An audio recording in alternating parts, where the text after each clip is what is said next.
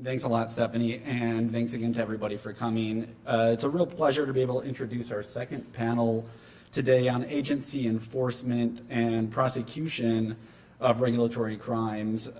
So this morning we looked mostly at defining regulatory crimes, and we heard a lot about issues that can flow from the depth and breadth of the federal regulatory criminal code. And now I guess you could say we're turning to issues of how that broad code is implemented on the ground. So if you want to use Roscoe Pound's distinction, right, turning from law in books to law in action. And we all know law in action is critically important in determining the content of the actual prohibitions and effects on behavior. And so these two topics, though, as this morning's panel, I think, illustrated, really bleed into each other quite a bit, and I think we're going to hear a lot of the same themes in today's panel, things touching on, say, non-delegation issues of separation of powers, issues of how to police agency discretion. And I think this panel, maybe even more than this morning's panel, at least to my mind, goes to an issue that I think is at the heart of this workshop, the overarching issue of what are we really doing when we regulate by prosecution, if that's the term you want to use. Is it regulation or is it actually something different, right? Is it something that's unique to criminal law? And how you answer that question or your views on that question, I think, could inform your answers to a lot of normative questions and institutional questions about the framework that should apply to enforcement in these contexts. I tend to agree with Professor Richmond. I'm not sure there is an answer to that in the at least in American law, but I think just asking the question raises a lot of interesting issues that I think our panelists are going to touch on today.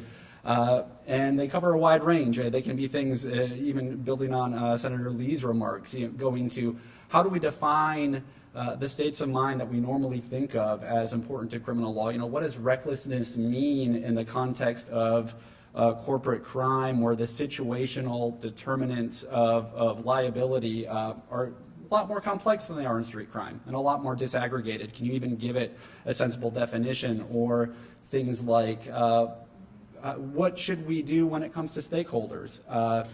There's a big debate about whether prosecuting corporations creates undeserved harms that are just too egregious in terms of the effect on stakeholders, employees, creditors, you name it, people who work for companies.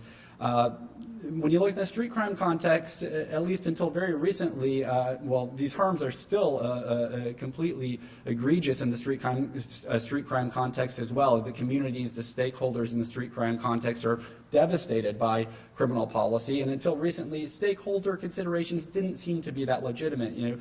And so, what is the parallel there? How do prosecutors give content to slippery terms like the public interest, right, in deciding what to do about regulating economic activity under the guise of criminal law, particularly when they're not subject to the same channels and constraints that we see agencies laboring under when trying to give content to similar mushy terms in the normal administrative law context, and questions like, what's the proper role of politics versus expertise in enforcement? We usually think, particularly when it comes to criminal law, politics really shouldn't be involved in enforcement. Maybe we think there's a little bit more room in regular agency enforcement. How you answer the question of are we regulating or are we doing something unique to criminal law might inform your views on that as well. There's of course, a whole bunch of other things that I'm hoping our panelists will touch on. So let me stop talking and introduce them. I'm really happy they're here with us today. I'll introduce them in the order in which I asked them to speak today. And so first is Professor Rena Steinzor from the University of Maryland Law School. You've got their bios, but I'll just give you a few highlights of each of them. Professor Steinzor is the president of the Center for Progressive Reform and formerly was counsel to the Subcommittee on Commerce, Transportation, and Tourism of the House Energy and Commerce Committee, among other things. And then next will be Jim Copland. Jim is the director of the Manhattan Institute's Center for Legal Policy, formerly a management consultant at McKinsey, and also a former law clerk to Judge Winter on the Second Circuit. Then will be Matt Axelrod, also a former Winter clerk, and now a partner at Cohen, Milstein, where he's been for, I think, 5 or 6 months, and before that spent over a decade as a prosecutor with the Department of Justice, including 2.5, or I think a little bit more time, 2.5 years as an Associate Deputy Attorney General, doing a lot of white collar and regulatory criminal work. And then finally, Kate Andrias, who's a professor at the University of Michigan Law School and formerly was a special assistant and associate counsel to the president and chief of staff of the White House counsel's office and a law clerk to Justice Ginsburg. So that's the order in which we'll go. Afterwards, I'll leave a couple of minutes for the panelists to respond to points that any of the others have made, and then I'll open it up to questions from you all. So, Rena.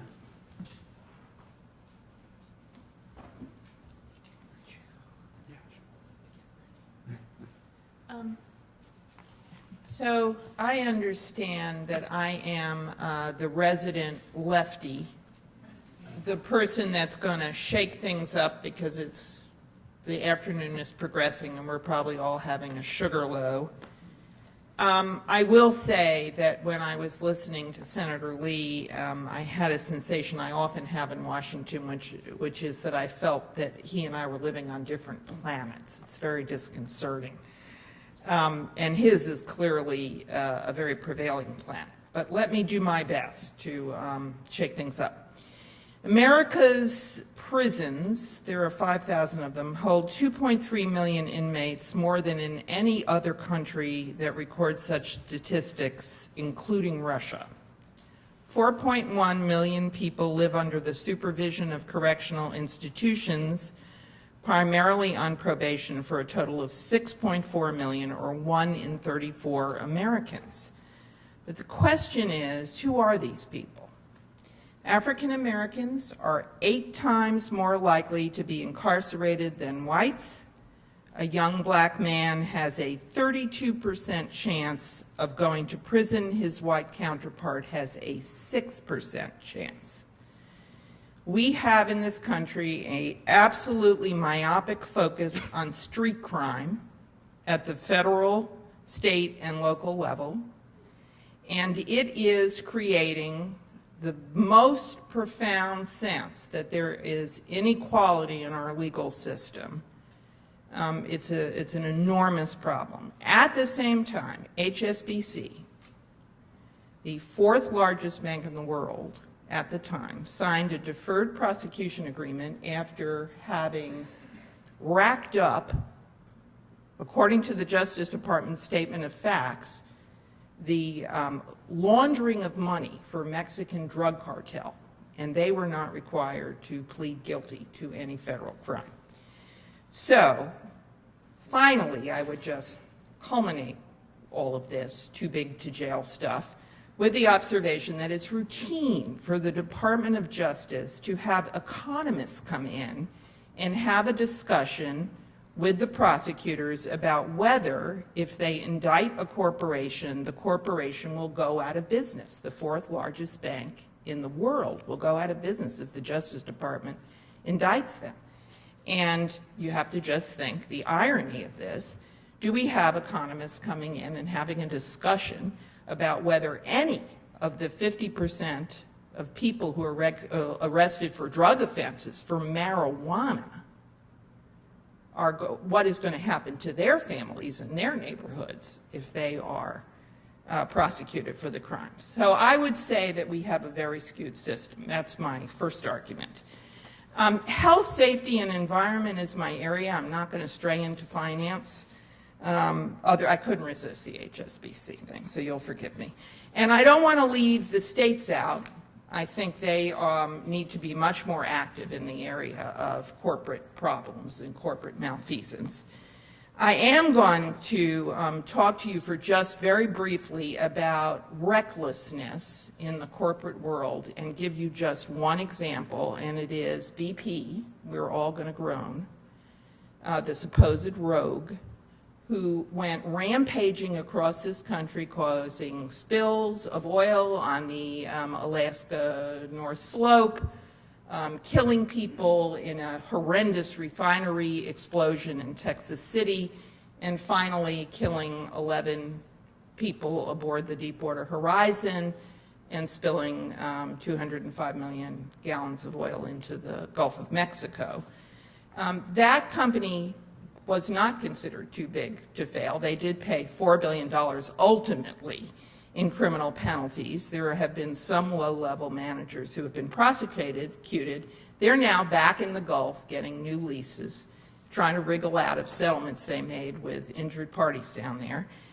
They apologized repeatedly after each one of these incidents and then went on their merry way. So the question I would suggest to you is, why doesn't the criminal justice system create enough incentive for a company to straighten up its act and not get 5 bites at the apple when it is capable of such tremendous harm? I advocate prosecuting both corporations and individuals. I think they need to climb the corporate structure much higher than they have so far if BP is to be really deterred. And just to give you one anecdote about this, prior to the Texas City explosion, the plant manager was so concerned about safety at that facility that he commissioned a group of private consultants to come in and interview workers anonymously. And they reported that they were afraid to come to work, that the maintenance had so deteriorated, the safety practices were so lax that they felt a fatal incident was just about to happen. So the plant manager, a man named Don Paris, who was unceremoniously dumped by BP after the explosion, went and visited the top executives for North America, the #2 guy for global oil exploration, and said to them, this plant is so run into the ground, it needs immediately $200 million worth of repairs or people are going to be dying on the spot. And please, I'm begging you to stop cutting costs. Immediately after he had that conversation, another round of maintenance costs were imposed by the top executives of BP on that facility. And those cuts, which had been connected, he brought a PowerPoint with pictures of workers who had died on the job. Those maintenance cost cuts were, the implications of them were explained to those top executives, and yet it would be horrifying for us to ever consider that they would be culpable criminally, and I don't understand that. I could give you lots of other examples. I've written a book that will be coming out in January called Too Big to Jail, needless to say, about industrial catastrophes. And I hope you'll all buy a copy. It's going to be published by Cambridge University. It'll be provocative at the very least, certainly to my other panelists. But what I'd like to say is that we can't any longer insulate corporate executives on the theory that it's the workers who cause the problem. It's human error. It's never an institutional failure. There is never anything that companies do that create unacceptably high risks for their workers and for consumers. As Senator Lee was talking, I kept thinking about the compounded drug industry. This facility in New England that killed 64 people by shipping, knowingly shipping, meningitis-tainted injections out. And they turned the air conditioning off in their clean room at night. That's how the fungus grew there. Why aren't those guys indicted already? I don't get that. So I hope I've stirred things up. I hope the panelists, my fellow panelists, will either choose to sidestep me and talk about what we all came to talk about, or respond, and we'll have a good time. Thanks. Okay, Jim.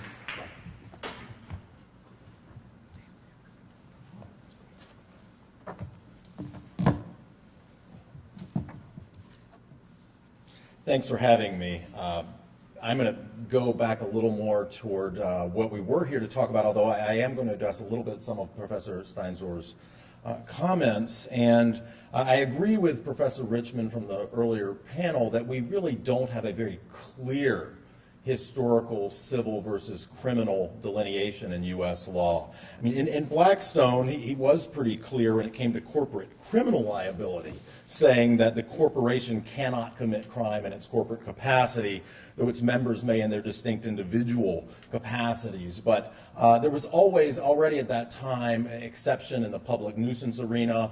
In the United States in the 19th century, this was applied to publicly traded but private corporations. And then, of course, 105 years ago, the Supreme Court said Congress has the power to create crimes and apply them to corporations.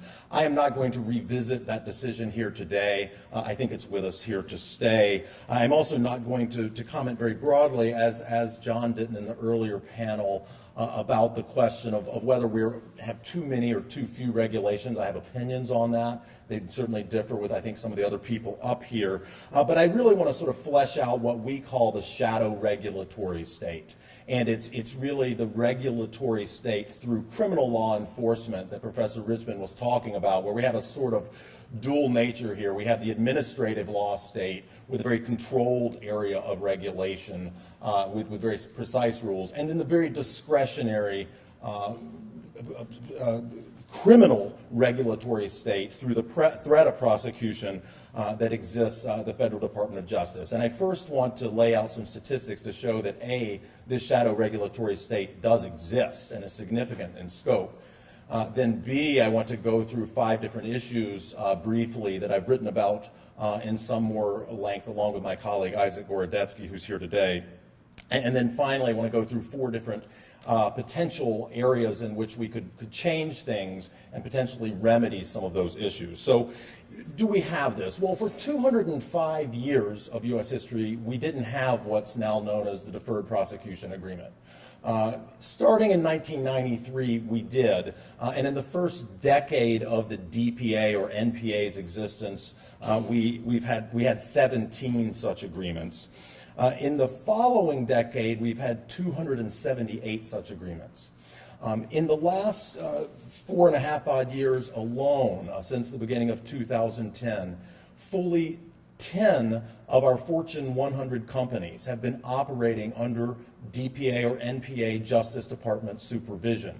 And these span a broad array of industries, from JP Morgan Chase and MetLife, to Johnson & Johnson, Merck, and Pfizer, to UPS, to Google, to Tyson Foods and ADM, a real broad array of companies operating under Justice Department supervision. In the last 2 years alone, there have been 66 federal DPAs and NPAs that we know of, with $66 billion with 66 DPAs or NPAs with $12 billion in fines or penalties imposed. And I use those in quotes because they're not real criminal fines that have been passed on after an adjudication. They're payments that are agreed to by the corporation in lieu of prosecution. Beyond that, there are a number of wholesale changes that companies have had to embrace under these DPA or NPA agreements, including the implementation of training and reporting programs, changing compensation schemes, modifying sales and marketing plans, hiring new senior compliance officers and independent monitors reporting to the prosecutor, firing key personnel, including chief executives and directors. So I think when you look at this broad picture, I would say that this problem does exist. And I think that's really sort of the rejoinder to Professor Klein's data here. I think it's important. I agree with her. We don't want to just look at anecdotes. We want to look at evidence. But when you have this broad swath of U.S. industry under any given point in time under Justice Department supervision, it's a real concern. Now, when it comes to things like the incarceration rates that Senator Lee was pointing to, I think that's where the data, the caseload data, do become relevant. I agree with Professor Steinzor that some of these issues are disturbing, that some of the disparate impact is disturbing. The fact that Professor Klein pointed out a majority of U.S. caseload in this area, in the criminal law area, involves drug and immigration is something we need to think about. But that's really not what we're here to talk about today. We're talking about this regulatory corporate crime situation, and I think there are some serious concerns here. What are those? First, do these actually does the enforcement here actually undermine compliance? And I've argued that in fact they do. I'm not alone in that. The conference board has expressed similar sorts of concerns. George Terwilliger talked about some of these earlier in the earlier panel. But take, for instance, the recent case of Ralph Lauren, which in 2013 entered under a non-prosecution agreement under the Foreign Corrupt Practices Act. And they identified this. They implemented an aggressive new compliance program. They identified a situation where, and we're talking about the hundreds of thousands of dollars here, not a huge offense, where there were individuals in Argentina that were paying bribes to help with customs officials. They identified this, they remedied the situation, they went through a broad remediation program, and yet the Justice Department decided not to do a declination there, but in fact enter into a non-prosecution agreement. It's hard for me to see how that follows under the 2012 guidelines that Justice issued in this area, but the lack of transparency, which is one of my points, is part of the problem here. And as George was talking about in the prior panel, we have a stretching the law problem here, where really the Justice Department can act and lay prosecutors can act as effective judge and jury here, can redefine the law arguably because the corporations are unable effectively to try these cases. And that's the underlying point here, is that corporations, unlike individuals, an individual facing jail time perhaps is also going to have to plead out a case, and that's certainly the norm. But a corporation cannot afford to take the risk of going to trial due to stock market effects, credit constraints, collateral consequences which have been discussed, including debarment, exclusion from federal contracting, loss of licensing. HSBC was threatened with the loss of its U.S. banking license, had little discretion but to agree with the Justice Department here on this. And so even though there's Fifth Circuit precedent on point that Ralph Lauren might have tried to invoke, they weren't able to push this issue in court. Similarly, GlaxoSmithKline entering into a corporate integrity agreement in 2012 under the Food, Drug, and Cosmetic Act was not able to test a First Amendment claim that the Second Circuit recently embraced in the area there. They're talking about the line, which is sort of nebulous, between promotion and sharing of scientific evidence about pharmaceuticals that haven't gone through an FDA review. So over a $3 trillion fine imposed on the company. Interestingly, the general counsel there at the time was tried by the Justice Department, was not convicted, though the Justice Department got a withering rebuke from a federal judge in the case in terms of how it handled it. And in fact, in all of these sort of off-label drug situations, we've seen individuals not get prosecuted from these companies with billions of dollars of DPA costs. Territorialism. There's a global sweep to this, including non-U.S. companies. And Royal Bank of Scotland, 82% owned by the UK government, fell under last year an antitrust DPA. HSBC already remarked upon. And there's social costs to these, which I would argue are very difficult for legally trained but business and economics and experienced prosecutors in the Justice Department to contemplate. So, for instance, is the truthful dissemination of speech by a pharmaceutical company good or bad for the public health? In that case, you've at least got an agency determination, a congressional determination that's relatively clear. But should the Justice Department have oversight over all interest rate submissions under the LIBOR case that underlay the Royal Bank of Scotland with sweeping global economic implications? After the HSBC DPA was brought, they sold 42 businesses. They exited 9 countries. So it may be the case that's a warranted response. Clearly, companies like Angola and Myanmar could use capital from international banks. And the question is the degree to which the Justice Department is assessing these broad policy implications. Excuse me, that's my time. So I'll try to wrap up briefly. with some of the reforms that we think could be useful here. First, the liability standards here, particularly at a global level, just looking at what's the respondeat superior rule. In other words, how much are you going to hold a corporation strictly liable for lower level employees' actions? That's something that the Model Penal Code and foreign countries that do allow corporate criminal prosecutions take a different position on than the federal rule generally runs. Affirmative defenses, a compliance defense, we think could make a significant difference here to align compliance with the law rather than the enforcement regime. Sanctions, again, looking at debarment or exclusion. Do we really want to tell seniors on Medicare that they can't get the drug their doctor prescribes for them because the company's excluded from Medicare? Do we really want to tell our military that they can't get state-of-the-art weapons equipment based on this? I mean, I don't think the Justice Department really wants to actually do this. They always argue this away, but it is the sort of Damocles that I think is hanging over the negotiation process here. And then finally, transparency and oversight. And our friends across the pond in the United Kingdom have recently this winter developed their own standards for deferred prosecution agreements. I think we'd be well advised to pay attention there.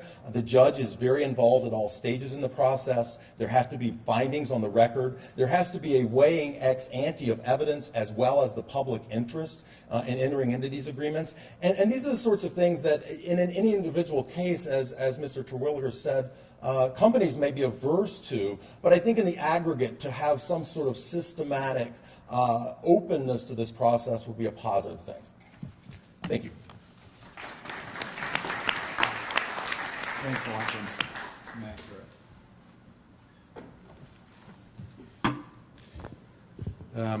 Thanks, Rick. Thanks, everyone, for having me here to speak today.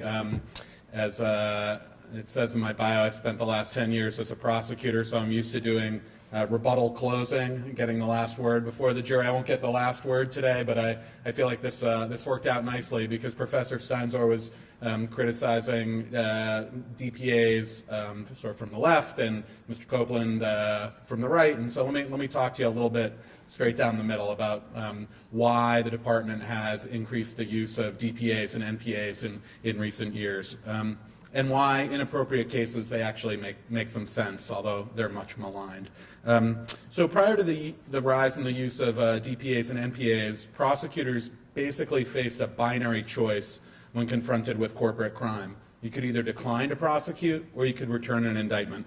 And NPAs and DPAs serve a crucial function in that they expand the range of options available to the Justice Department. Instead of the blunt instrument of decline or indict, that sort of binary choice, you have a spectrum of sanctions that you can choose from. And that's important because it allows DOJ to properly calibrate the sanctions in a particular case to the facts and circumstances in the case. That's necessary because the department has multiple objectives when dealing with corporate crime. And their objectives, and there are three main ones, which I'll talk about in a minute, and they can be in tension with one another. They're reflected in 9 factors that are in the U.S. Attorney's Manual. You sometimes hear them referred to as the Phillip factors or the Thompson memo factors. I don't know why Mr. Terwilliger didn't get factors named after him when he was the DAG, because that's usually where they come from, but we stopped naming them. I say it's old habits die hard. The department has stopped naming the factors after the DAGs, and now it's just the U.S. Attorney's Manual, the Principles of Prosecution of Business Organizations.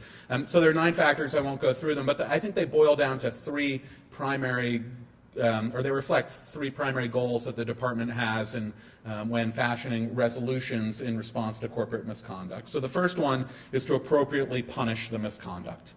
The second is to incentivize and reward self-disclosure, cooperation, and compliance. And then the third is to minimize collateral consequences to innocent employees and third parties whenever possible. So let me talk about each in turn. And first is appropriately punish the misconduct, and that's the most important of the three for a few reasons. First, appropriately punishing corporate misconduct promotes confidence in the criminal justice system and the rule of law. Corporations and individuals both must play by the rules. When they break the rules, they must be held accountable. Bad behavior needs to be punished. Otherwise, and you've heard, I think, speakers from both sides of the spectrum today speak about this, if there's not adequate punishment when there's actual wrongdoing and actual law breaking, then confidence in the effectiveness of the judicial system can erode. Second, appropriately punishing misconduct is important from the Department of Justice's perspective because it serves a deterrence function. The fear of prosecution deters, and at least should deter, companies from engaging in illegal conduct in the first place. And it's better that the illegal conduct never happened than that the Department of Justice is prosecuting it on the back end. And that's particularly so when we're talking about regulatory crimes. Statutes like the Food, Drug, and Cosmetic Act or the Clean Water Act ensure that the drugs we give our kids when they're sick, or the water that our kids go to swim in, that the drugs are safe and that the water is clean. And it's much better to have compliance with those laws on the front end than having to prosecute companies on the back end for having sold adulterated drugs or having polluted the water. And the best way to do that is to send the message that if you break the law, there will be real consequences. And then the third reason why it's important to appropriately punish misconduct is that it ensures an even playing field. If you want to look at it from a sort of pure business perspective, the companies who do play by the rules shouldn't be punished or shouldn't be at a competitive disadvantage for doing so. If the lawbreakers aren't punished, then those who are playing by the rules may feel disadvantaged and may wonder why they're doing so. But that's not the only goal. It's an important goal, but it's not the only goal to punish bad behavior. Another goal is to incentivize and reward self-disclosure, cooperation, and compliance, and that's important too. DOJ has limited resources. You wouldn't think it from some of the comments here today, but there are limited resources and have to allocate those resources wisely, and it really can be a force multiplier when corporations cooperate. It allows the department to entertain many more investigations simultaneously if companies are cooperating with those investigations rather than hiring expensive law firms to fight tooth and nail every step of the way. Similarly and relatedly, if every corporation were made to plead guilty, there's no incentive to cooperate. In other words, if you want to get the benefit of that force multiplication, you have to offer companies some tangible benefit when they agree to cooperate and help advance the investigation. And one way to do that is by using DPAs or NPAs instead of guilty pleas in appropriate cases. And then there's a third goal, which is to minimize collateral consequences to innocent employees and third parties when that's possible. You've heard it here today earlier. An indictment can mean a corporate death sentence. And sometimes that's appropriate. Sometimes the conduct is egregious enough that's the appropriate sanction. But other times it's not. And you got to understand that when you impose a corporate death sentence, that doesn't just mean that the CEO loses his or her job. It also means that the secretaries lose theirs, and the mail clerks lose theirs, and people who had nothing to do with the criminal conduct lose their pensions. And that's not a reason standing by itself not to indict. But it's a factor and a real factor that needs to be considered in the mix of factors when prosecutors are making these very important decisions on how to treat corporate misconduct. I think it's easy for critics to say that every corporate case should be indicted or result in a guilty plea. And that's great. It makes a great soundbite, and it's great if your only goal were the first of the three I just mentioned. If all you were concerned about is appropriately punishing or punishing severely the corporate misconduct, then fine, indict away. Insist on a guilty plea in every case. But it doesn't, if you insist on the guilty plea in every case, as I mentioned earlier, I think you're shortchanging the other two goals, which are also important, which is to incentivize cooperation and to avoid collateral consequences where possible. And then, critics on the other side may say there should be a complete compliance defense. In fact, Mr. Copland said it. There should be a complete compliance defense. So that basically, as long as you can prove you had a pre-existing compliance program, you shouldn't then be indicted if afterwards, despite the compliance program, you broke the law. But And that's a great, I would do that type of an approach really serves the second goal I mentioned well. That definitely would incentivize compliance, but it doesn't fare as well when you talk about appropriately punishing the misconduct and the law breaking, if that law breaking does occur, notwithstanding the compliance program. So even though, I guess it's a long way of saying that a deferred prosecution agreement in the appropriate case, given the facts and circumstances of each case, actually can balance those three goals effectively and can be the right result. But notwithstanding that, there is a perception issue, and a DPA just isn't perceived the same way as a guilty plea is. When it's announced that a company has received a deferred prosecution agreement, even though it's similar to a guilty plea in a lot of ways, a lot of money gets paid to the government, the company has to admit wrongdoing in a fulsome statement of facts. There's a term of the deferred prosecution agreement can be seen as equivalent to the term of probation, which is all you could get if you convicted the company at trial or if they pled guilty. Nonetheless, the perception is that the company got off or bought its way out of trouble, and that's important, that perception, because that ties back to people having confidence in the system and ties back to there being deterrence. It's important not just that the department reach what is a fair result in each case, but that it reach a resolution that is perceived to be fair. So let me just briefly talk about two things that I think the department is doing but should continue to do to help change that perception when it comes to DPAs. First, where the evidence supports it, the department should pair the DPA with the indictment of culpable individuals. I think there's universal agreement that the best way to change illegal behavior is to prosecute individual corporate executives for misconduct when that misconduct occurs. Paying a fine with shareholders' money is one thing, but nothing concentrates the mind like the prospect of going to federal prison. Second, where appropriate, when the facts and circumstances justify it, the department should require that the parent company plead guilty. It's tough for people to understand this sort of spectrum of sanctions, this ability to calibrate the punishment to the crime if one end of the spectrum is only rarely used. And you can't require the parent company to plead guilty just to prove that the department is tough. I think, maybe I misheard him, but Mr. Terwilliger, I thought I heard him suggest earlier that the department is changing its prosecution policies, or that its prosecution policies are being influenced by politics or political pressure, and that's, based on my experience, nothing could be further from the truth. You can't bring indictments or require companies to plead guilty just because it's politically popular. That's not how the Department of Justice works, and it isn't how it should work. They need to stand apart and call things on the merits. But in an appropriate case, I think the department should have a parent company plead guilty. There was an article in the New York Times just a week or so ago that got a lot of attention. It was about Credit Suisse and BNP Paribas, and the article suggested that shortly that the department will be requiring parent-level corporate guilty pleas from those two companies, and I don't know whether that's true or not. But I do want to take issue with one thing in the article, which said that the fact that these corporate guilty pleas were going to be required represented a shift in strategy for the Department of Justice, and I don't think that's right. I don't think it's a shift in strategy at all. I think it's a reflection of the department's consistent approach of calling these things on the merits, of looking at each case, assessing all the facts and circumstances, evaluating them against the factors in the U.S. Attorney's Manual, and then figuring out what the appropriate resolution is.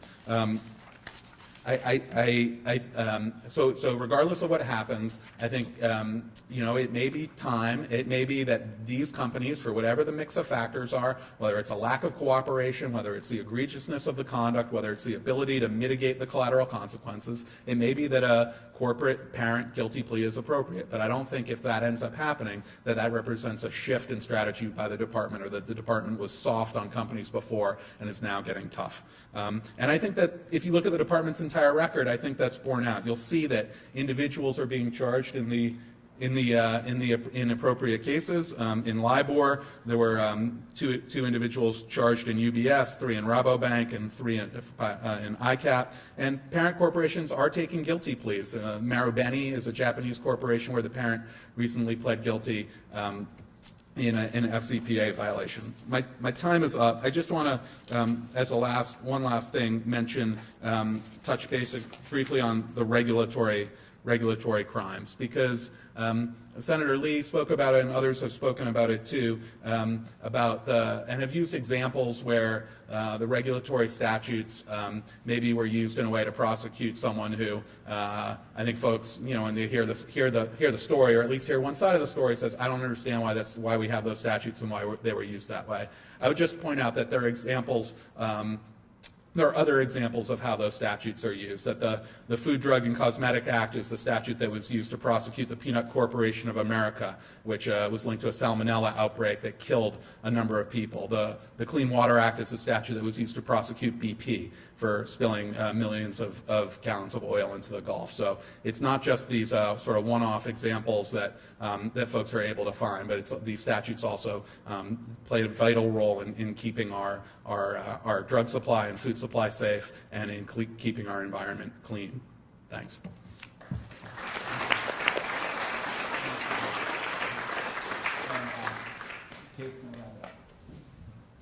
Hi, I'm delighted to be here. This has been a fascinating conversation. I just want to start by disclosing that I'm not a criminal law expert at all. And so what I want to do is step back and put this discussion in the context of administrative enforcement more broadly. And in particular, I want to focus on what I will call sort of ordinary regulatory compliance and the role of the President and Congress in overseeing that work. So my premise is that we have lots of people in the government doing great work throughout the agencies, but we still nonetheless have a regulatory compliance problem. You're all well aware of massive crises that have resulted from regulatory violations. Rena focused on these, like the financial meltdown, the BP oil spill, the Massey mine explosion, just from the last couple of years. But there's also a problem of far more routine and less high-profile non-compliance. So take labor and employment regulation as an example. In a recent study of low-wage workers below the poverty line in 3 major cities, 26% of workers surveyed were paid less than the legally required minimum wage in the previous work week before the survey. And 76% of those who worked more than 40 hours were not paid the legally required overtime rate. This essentially amounts to wage theft, and it advantages companies who violate the law over law-abiding companies. We have similar problems in other regulatory areas. These are not problems that sort of rise to the level of the BP oil spill or other major crises, but ranging from food safety to the environment, sort of ordinary non-compliance with the law. The argument I want to make today is that as a matter of both good public policy and of constitutional governance, leaders of both political branches can and should focus more on reducing regulatory noncompliance. And that there's some relatively basic administrative reforms, many of which are already underway, that could improve the situation, and that even putting aside the problem of criminal enforcement. So by way of background, I'll say a few words about how the political branches have historically overseen administrative enforcement. And I think it's useful to compare the oversight of regulatory compliance work and enforcement to the oversight of rulemaking. There's been a great deal of presidential and congressional attention to rulemaking. So everyone is probably well familiar with OIRA. An office like OIRA has existed since the Nixon administration. The office analyzes the costs and benefits of rules.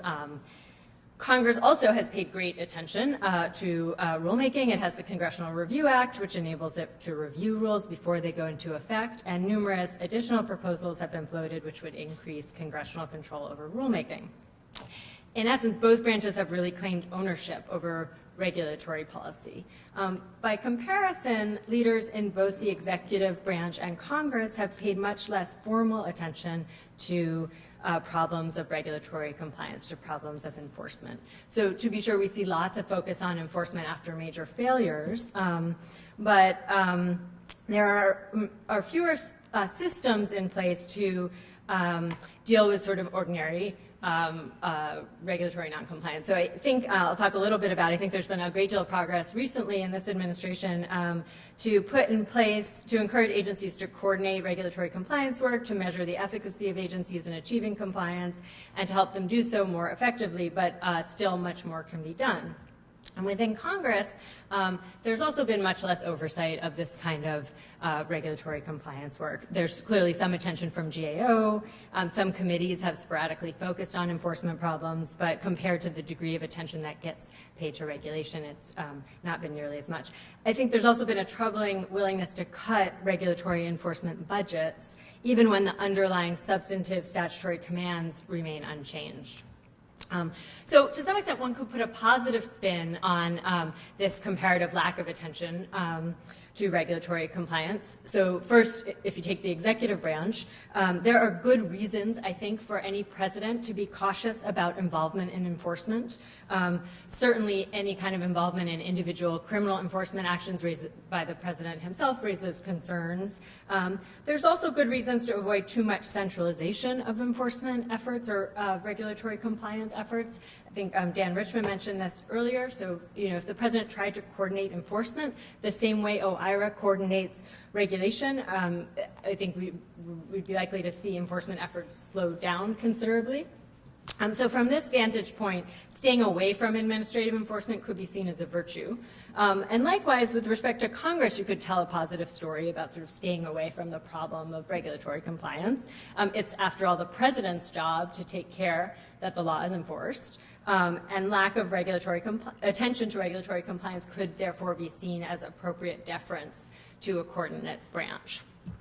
But I think there's also less salutary explanations for the neglect of regulatory compliance.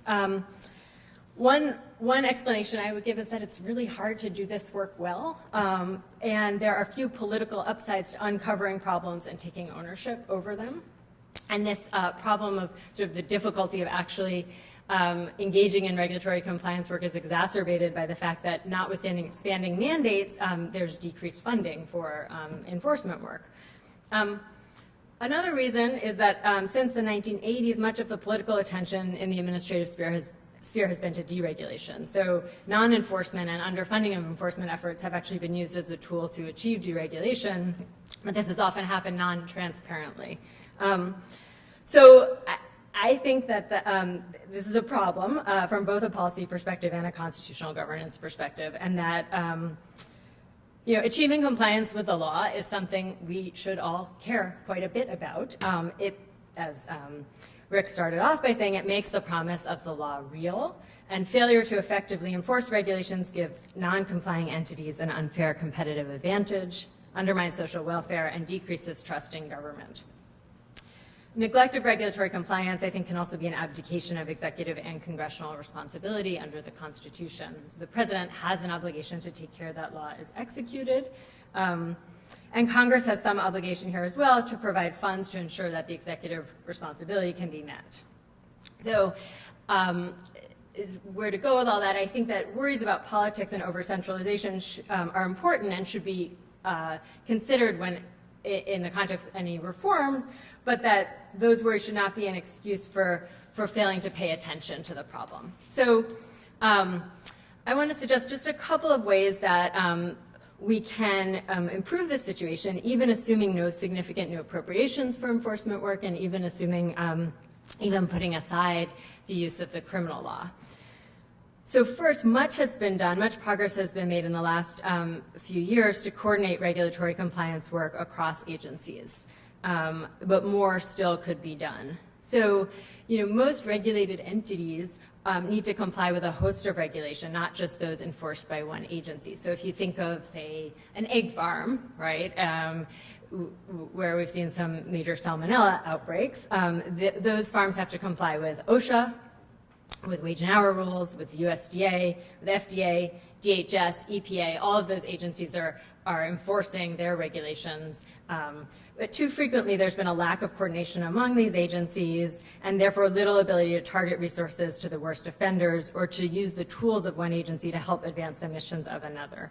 Recently, we've seen a shift toward greater interagency coordination, so agencies have signed a number of MOUs to coordinate enforcement against joint targets, or in which they agree that one agency will step back in order not to interfere with another agency's enforcement efforts. I think those are positive developments, but there's more that can be done to institutionalize those throughout the government. Second, much more could be done to improve data quality and data infrastructure and to make the compliance records of regulated entities more accessible across the government and to the public. This would enable much more strategic enforcement even with the existing resources. So it's really quite striking how poor the quality of data is in many agencies. It's hard to tell what businesses are related to one another. Often just the names and addresses of businesses are wrong, but certainly corporate structures are often opaque. Data often isn't usable across agencies, and this makes strategic enforcement and coordination very difficult. President Obama issued a memo directing agencies to share data and for OMB to play a role in that, but there's still, again, much more work that could be done. Third, I think more could be done to encourage agencies to involve stakeholders, including nonprofit organizations, in joint efforts to achieve regulatory compliance. And again, just to go back to the area of wage theft, the example I started with, a number of states and localities have had great success with this kind of tripartite method, where nonprofit organizations are used either to help with educating about what regulations are, with inspections, with sort of various points during the regulatory compliance process.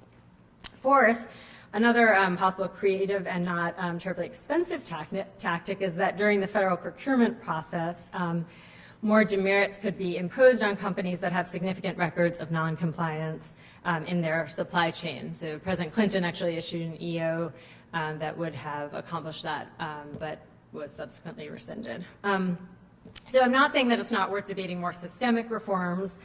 There's all sorts of other sort of broader questions that come up in the context of administrative enforcement. Should we have more ex-ante enforcement versus ex-post enforcement, more involvement, more public enforcement versus private enforcement, steeper penalties, criminal enforcement? Those are all really important, hard questions. But even within the existing framework, there are sort of relatively minor and technical changes that could I think, significantly improve outcomes. And if nothing else, it's worth thinking about the problem of criminal enforcement within the context of regulatory compliance more broadly. Thanks.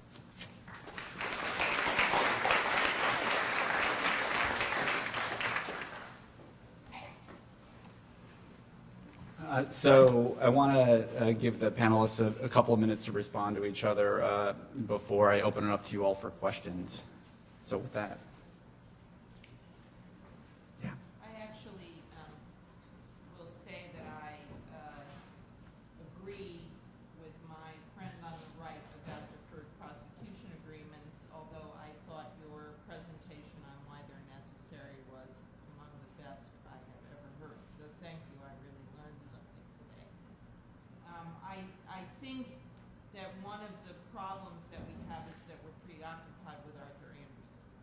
And I think Arthur Anderson is a really special case. I understand some of the concerns about federal government overreaching. I mean, if we weren't criticizing the federal government these days, we wouldn't know we were alive in this city. But I just worry about that disproportion. But anyway, I thank you because I really learned a lot. It was a great thanks. Yeah, and to that score, I want to emphasize that I think Mr. Axelrod did do a good job of laying out the rationale for sort of interstitial role for deferred prosecution agreements. I understand that logic in terms of not wanting a binary type of outcome, and I wouldn't want to take the position that there should never be anything like a deferred prosecution agreement. I do think that it's a little strange to think that these are as necessary as they have become, when from 1788 to 1993 we had 0, and from 1993 to 2003 we had 17, and in the last 10 years we've had 278. So I do think that there's quite a paradigm shift that's gone on here, and I think that's important. But I think the arguments he laid out for these, deterrence, leveling the playing field, self-disclosure compliance, minimizing collateral consequences are all good. The one that I think is a little strange conceptually is the concept of punishment. And that doesn't mean that criminal law is not all about punishment. And individuals who commit fraud should be punished. But when we talk about corporations, we're talking about combinations of employees, customers, creditors, stockholders. And so the notion that there's inadequate punishment of wrongdoing with a compliance defense strikes me a little hollow. And I want to emphasize a complete compliance defense. I don't think I said a complete compliance defense. I think I said an affirmative defense. Obviously, there'd be fact questions. Obviously, you just can't say, here's our compliance department, stick a thing up on the wall and do nothing, and then have that shouldn't be an effective compliance defense. I think it's not impossible. I think it's very difficult for a lot of these companies to litigate these questions. But I don't think the reason to reject an affirmative compliance defense should be that the corporation per se isn't punished. I also really, Matt's first point and things that he suggested doing, pairing DPAs or corporate level prosecutions with the indictment of culpable individuals, I think makes sense. I mean, I would prefer that they become sort of necessarily linked, because it's very disturbing to me that you have multi-billion-dollar penalties imposed and substantial changes in business conduct imposed by people who were English majors with law degrees on major corporations without any individual at that corporation being indicted for the underlying predicate conduct. Now you're attacking my industry. Yeah, so first of all, I resemble that remark as an English. Although, as Jim knows, I married an MBA who happened to be a classmate of Jim's at business school. Just a couple of responses. Thank you for your comments. So on compliance, I think there's a concern from the department that if you had even an affirmative compliance defense, that would result is you would have just trials over whether the compliance defense was adequate, like whether the compliance was adequate, what type of compliance program. And so I think, from the department's perspective, better to have, if you're going to have a trial, better to have a trial about the actual conduct and whether the conduct was criminal or not, about then whether the compliance program was a paper program or a real program. But reasonable people can disagree. On individuals, I think as you were talking, it struck me that one of the additional benefits from prosecuting individuals when possible and when appropriate is that I think it gets at one of the problems that others have touched on today, which is that some of these issues they don't end up getting litigated because the company can't take the indictment. They can't take the uncertainty that comes with a standing indictment. They need to sort of package it in a resolution. And so I think that there's, I've heard it from defense attorneys, and I've heard it here today, that sometimes at the department, hopefully people believe in good faith, believes in its legal theory, but the defense in its good faith feels that legal theory isn't valid, but they have no choice but to accept a resolution. If more individuals were prosecuted under similar theories, then the individuals, they have incentive to plead guilty too, but some of them would go to trial, and then those issues would get more fleshed out. So I think that's another collateral benefit of prosecuting individuals when it's appropriate. So let me turn it over to you all. First question, yeah. Yeah, I want to congratulate the panel for a wonderful presentation. I have a question.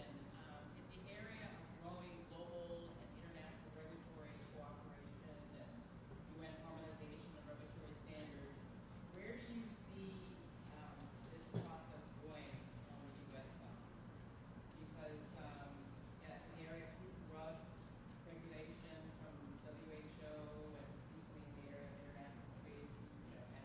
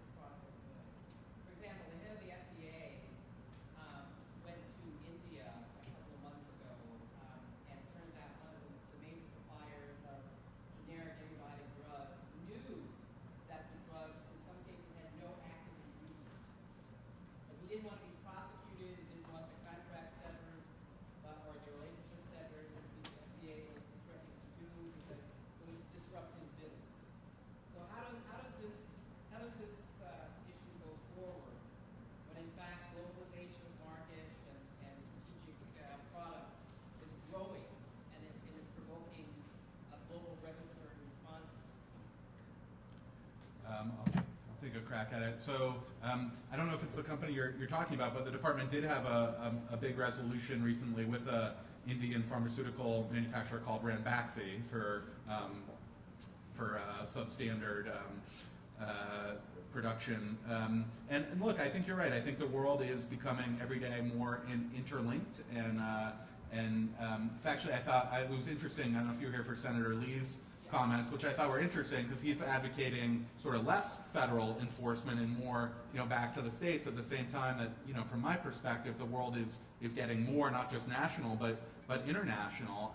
I don't think you can have the department sort of relying on, there's enough criticism when the department is, enforcing a crime that's sort of a crime because of U.S. regulations. I can only imagine what the criticism would be if it were a crime because it violated some international or foreign regulation. But I think the department will continue to prosecute corporate law breaking regardless of whether that corporation is a U.S. corporation or a foreign corporation, assuming the U.S. statutes provide jurisdiction over the foreign corporation. So if you look at the Foreign Corrupt Practices Act prosecution record of the department, for example, it's a real mix. It's a mix of foreign companies and U.S. companies, and I think one of the criticisms the department has heard over the years is that we have stricter rules here in the U.S. and our companies are at a competitive disadvantage internationally. And I think if you look at the prosecution record, that's really not borne out. That the prosecutors are looking at the conduct of international companies, at least ones that have a U.S. nexus and can be reached by U.S. criminal laws, just as they're looking at holding U.S. companies accountable for the misconduct. Can I just say something very quick? 80% of the components of drugs are imported in this country, which is kind of stunning when you think about it. I don't think most Americans realize that.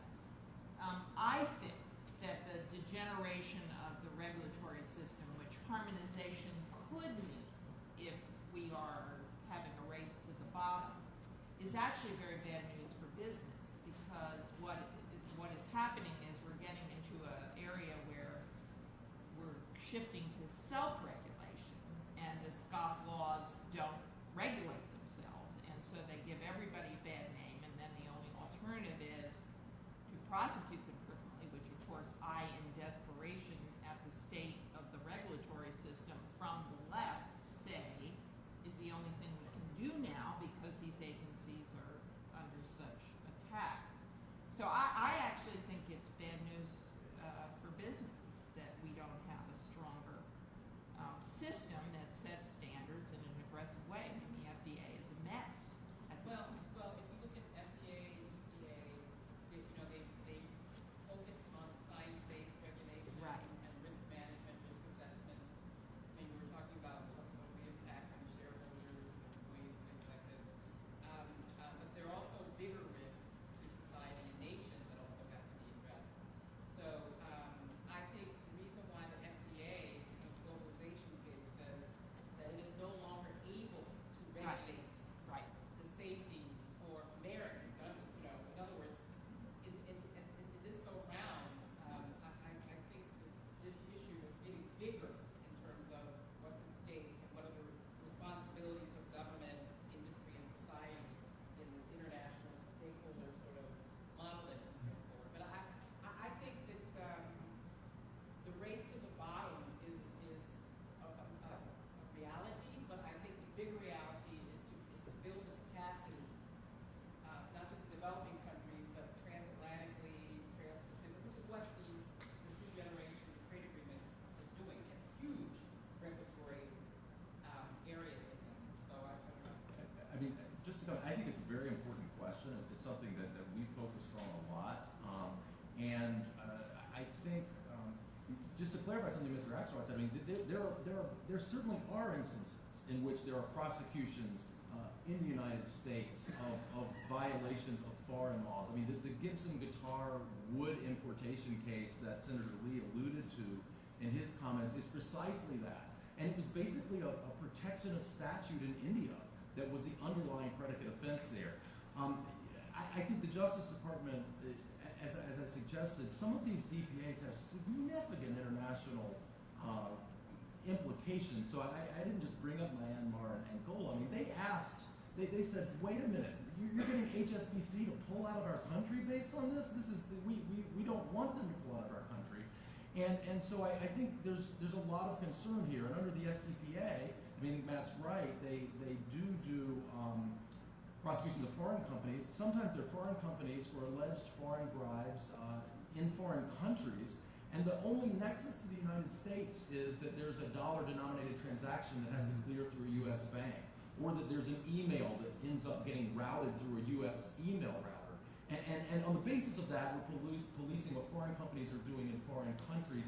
Again, very significant international considerations to this. I mean, it may be that's what we want to do, but it's not a clear congressional directive that that's what we ought to be doing. And when I challenged senior Justice Department people on this at a forum last year, they said, well, we only do that because the foreign country doesn't enforce the same rule we do. If they wanted to enforce that rule, we'd stop doing it.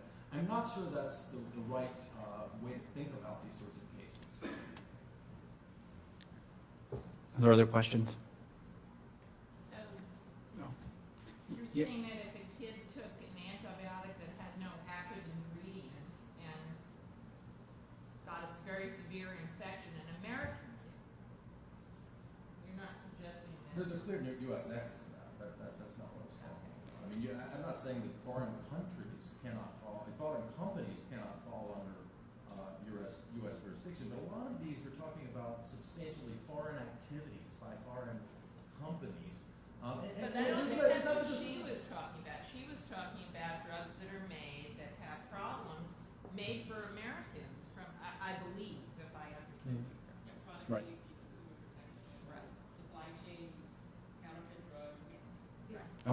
I'll let Kate weigh in, then I want to move on to another question. Yeah, just to add, I mean, I think your question hits on a really pressing challenge, and the response I was going to give is something you just mentioned, which is this now really central subject of negotiations and treaties, which I think is really important. I do think we want to be wary, though, of centralizing decision-making too much into treaties so that we don't have multiple levers of participation and sort of,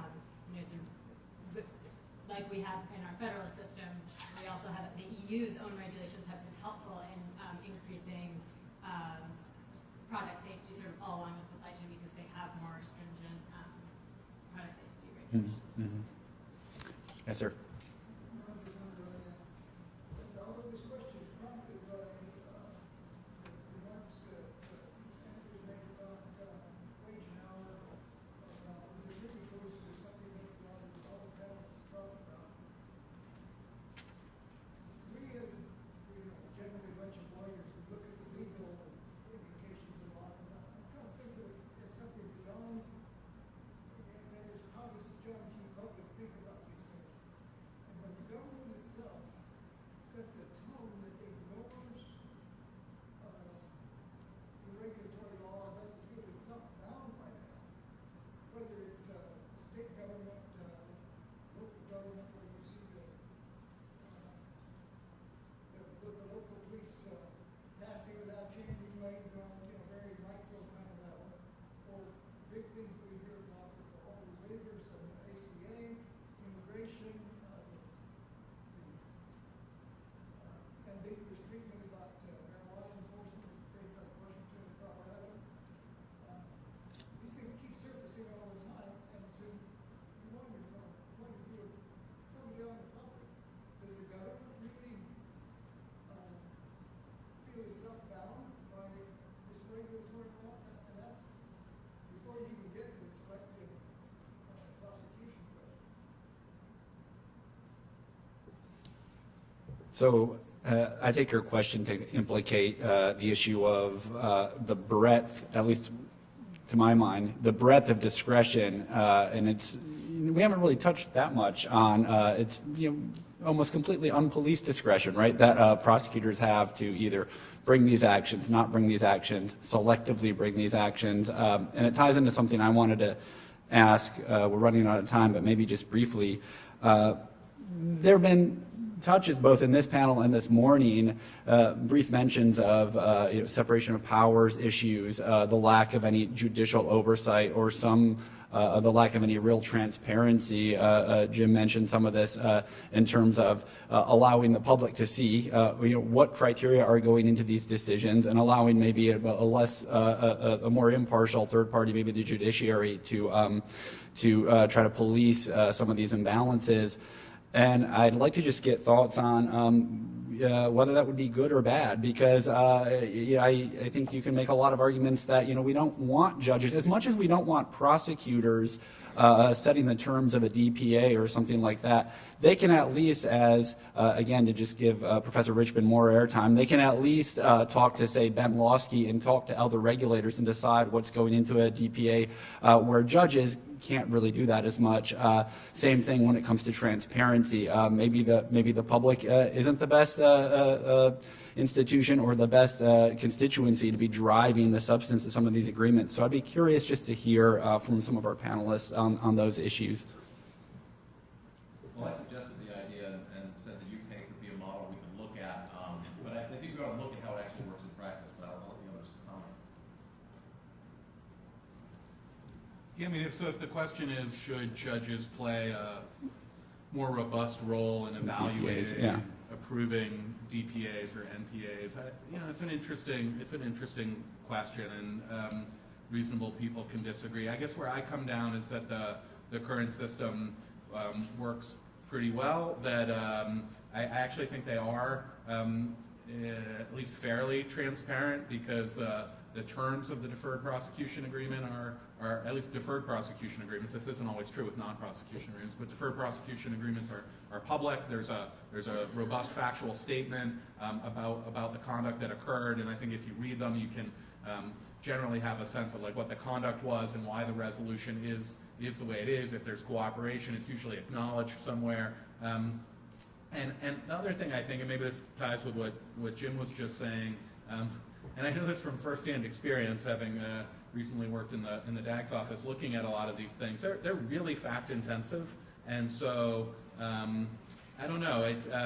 you gotta. I think the defense attorneys for the company and the prosecutors who are in the weeds know the facts the best. I think understand why the thing is crafted the way it is, and I'm not sure. It's just like you don't have judges. Judges have a role to play, and when someone pleads guilty, but it's not a sort of a tear the thing apart and decide what the judge thinks the guilty plea should have been, and I don't know. And in fact, they tend not to do much at all in the guilty plea context. I wish we could. There are always exceptions. I wish we could keep going. We actually have to wrap up. I believe Senator Whitehouse has just joined us. So please join me in thanking our panelists.